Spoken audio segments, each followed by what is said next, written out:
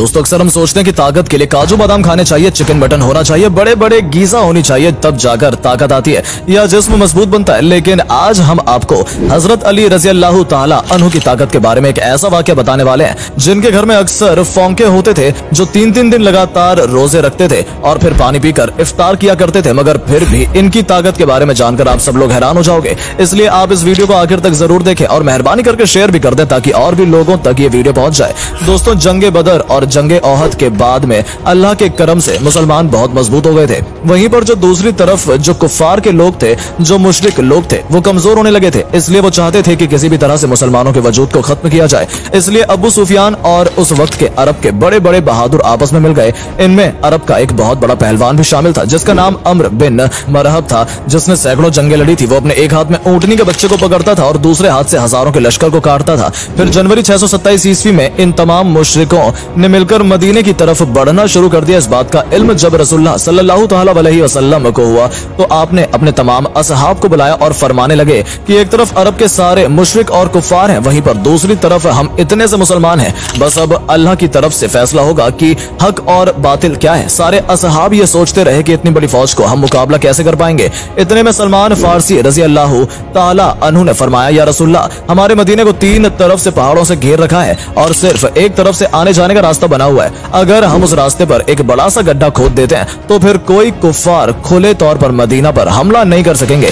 इस बात को सबने बेहतर समझा और फिर सब लोग गड्ढा खोदने में लग गए। फिर 6 दिनों तक तमाम मुसलमान लगातार गड्ढा खोदते रहे। बिलाखिर मदीना की हिफाजत के लिए 5.5 किलोमीटर लंबी, 4.5 मीटर गहरी और 9 मीटर चौड़ी एक गड्ढा खोदी गई। और फिर जैसे अबू सुफियान, अम्र बिन मरहब और अरब के बड़े बड़े बहादुर मदीने के करीब आए तो उन्होंने देखा कि मदीने के बाहर एक बहुत बड़ा गड्ढा खुदा हुआ है। ये देखकर वो हैरान हुए और सोचने लगे कि इन लोगों ने आखिर इतना बड़ा गड्ढा खोदा कैसे है और अब हम मदीने पर हमला कैसे करेंगे। उसके बाद 6 हफ्तों तक मदीने से बाहर बैठे रहे। फिर अम्र बिन मरहम ने कहा कि ये तो मेरी तौहीन है। इतना कहते हुए उसने अपने घोड़ों को उस गड्ढे में उतार दिया और जैसे जैसे करके उसने गड्ढे को पार किया और मदीने में पहुंच गया। फिर चीख चीख कर कहने लगा, ऐ मुसलमानों, झूठे खुदा के दावे करने वालों, अगर हिम्मत है तो आकर मुझसे लड़ो या फिर मेरे हाथों मारे जाओ। ये सुनकर सारे मुसलमानों ने अपनी नजरें झुका ली और खामोश हो गए। इतने में हजरत अली रजी अल्लाह ताला खड़े हुए और कहने लगे, या रसूलल्लाह, आप मुझे इजाजत दीजिए, मैं जाऊंगा। तो आपने फरमाया, ऐ अली, बैठ जाओ, तुम्हें पता भी है सामने कौन है, सामने अम्र है, तुम इसे टक्कर नहीं दे सकोगे, तुम इसके टक्कर के नहीं हो, अभी तुम्हारी उम्र ही कम है। और उस वक्त हजरत अली रजी अल्लाह ताला की उम्र सिर्फ 23 साल की थी। फिर अम्र बिन मरहब चीख कर कहने लगा, ऐ मुसलमानों, किधर है तुम्हारी जन्नत जिसका तुम दावा करते हो? कहते हो कि शहीद होंगे तो जन्नत में जाएंगे। यहाँ पर कोई नहीं है जो तुम्हारी जन्नत का शौकीन हो। मुसलमानों में बड़े बड़े बहादुर और पहलवान भी बैठे हुए थे, जिनमें उम्र तलहा जैसे बहादुर भी थे, मगर सबके सब खामोश हो गए। इतने में हजरत अली फिर से उठे और कहने लगे, या रसूलल्लाह, आप मुझे इजाजत दीजिए, इस जालिम का मैं मुंह बंद करूंगा। तो आपने फिर कहा कि ऐ अली, बैठ जाओ, तुम्हें दिखता नहीं सामने अम्र है। फिर रसूल खुदा ने फरमाया, ये कौन है जो इस काफिर का मुंह बंद कराएगा? तो ये सुनकर सबने अपनी अपनी नजरें झुका ली और कहने लगे, या रसूलल्लाह, सामने अम्र बिन मरहब है जो एक हाथ में ऊंटनी के बच्चे को पकड़ता है और दूसरे हाथ से हजारों के लश्कर को काटता है। इस जालिम से कौन लड़ेगा? इतने में हजरत अली ने तीसरी मर्तबा अपना हाथ उठाया और कहने लगे, मेरे आका, मुझे आप इजाजत दें, मैं इसका फिर मुंह बंद करूंगा। तो तीसरी मर्तबा रसूल खुदा ने हजरत अली को जाने की इजाजत दे दी। इजाजत मिलते ही हजरत अली एक हाथ में ढाल और एक हाथ में तलवार लेकर अम्र बिन मरहब के सामने पहुंच गए। अम्र बिन मरहब का पूरा जिस्म लोहे से ढका हुआ होता है, यानी उसके कपड़े पूरे लोहे से बने हुए होते थे, यहाँ तक कि उसकी टोपी भी लोहे की होती थी। मरहब अपने सामने हजरत अली को देखकर कहने लगा कि तुम कौन हो और यहाँ पर क्यों मरने आए हो? तो ये सुनकर हजरत अली रजी अल्लाह ताला अन्हु ने कहा, मैं हैदर कर्रार हूँ, मेरी माँ ने मेरा नाम हैदर रखा है। दोस्तों, हैदर कहा जाता है एक माहिर शेर को और कर्रार कहा जाता है पलट पलट कर हमला करने वाले को, इसलिए आपका लक़ब हैदर कर्रार था, यानी पलट पलट कर वार करने वाला शेर। अम्र बिन मरहब फिर से कहने लगा, जैसे तू आया है वैसे ही वापस चला जा, मैं बच्चे को मारना नहीं चाहता। हजरत अली ने फरमाया, मगर मैं तो तुझे मारना चाहता हूँ। तो ये सुनकर उसको गुस्सा चढ़ गया और उसने आगे बढ़कर वार कर दिया। हजरत अली ने उसके वार को अपनी ढाल पर रोका, फिर उसने आप पर 3 वार किए। आपने उसके तीनों ही वारों को रोक लिया। फिर उसने हजरत अली पर एक जोरदार वार किया जिससे आपकी ढाल के 2 टुकड़े हो गए और उसकी तलवार जाकर आपके कंधे पर लग गई, यानी कि आपका कंधा जख्मी हो गया। अब हजरत अली हैदर कर्रार बने, यानी कि पलट पलट कर हमला करने वाले बने। आपने पलटकर अम्र बिन मरहब पर एक ऐसा वार किया जिसने मरहब की ढाल को तोड़ दिया। फिर आपकी तलवार जाकर सीधे मरहब के कंधे पर लगी।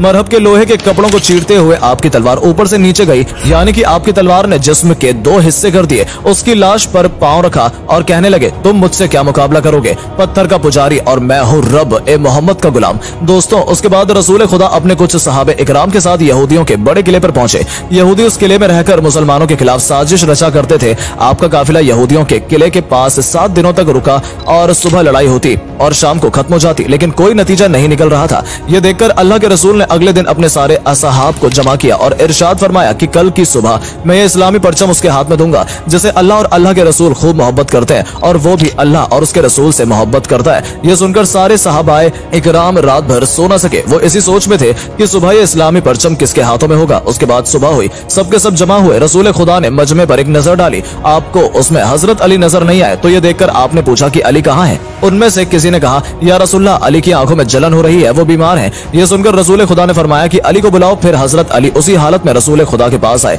उस वक्त आपको तेज बुखार था। ये देखकर अल्लाह के नबी ने अपना लुआब मुबारक हजरत अली की आंखों पर लगाया और फिर इस्लामी झंडा हजरत अली के हाथों में थमा दिया और फरमाने लगे, ए अली जाओ, अल्लाह और उसके रसूल तुम्हारे हाथ फतेह रखें। दोस्तों, उसके बाद हजरत अली उसी हालत में इस्लामी झंडा लेकर यहूदियों के किले की तरफ चल देते हैं। सहाबा इकराम जब हजरत अली को देखते हैं तो उनमें भी जोश भर आता है। हजरत अली जैसे ही यहूदियों के किले के पास पहुंचे तो उन्होंने देखा कि उस किले का जो मेन दरवाजा है वो बहुत बड़ा है, वो बंद है, जिसको 70 लोग मिलकर बंद किया करते थे। हजरत अली रजी अल्लाह ताला अन्हु के फिर एक हाथ से तलवार चलाना शुरू कर दिया और एक हाथ से उस दरवाजे को हिलाया और उखाड़ दिया और सहाबा इकराम से कहने लगे कि आप सब किले के अंदर दाखिल हो जाओ। फिर हजरत अली एक हाथ से उस वक्त तक दरवाजे को उठाए रखा जब तक कि तकरीबन 600 सहाबा इकराम किले के अंदर दाखिल नहीं हुए। फिर जब सारे सहाबा इकराम किले के अंदर दाखिल हो गए तो फिर हजरत अली ने उस दरवाजे को इतनी जोर से दूर फेंका कि कई गज दूर जाकर गिरा। तो दोस्तों, जिसकी ताकत 70 लोगों के बराबर थी वो हजरत मौला अली रजी अल्लाह ताला अन्हु थे। इसलिए तो हम अपने मुसलमान भाइयों बहनों को ये सिखाते हैं कि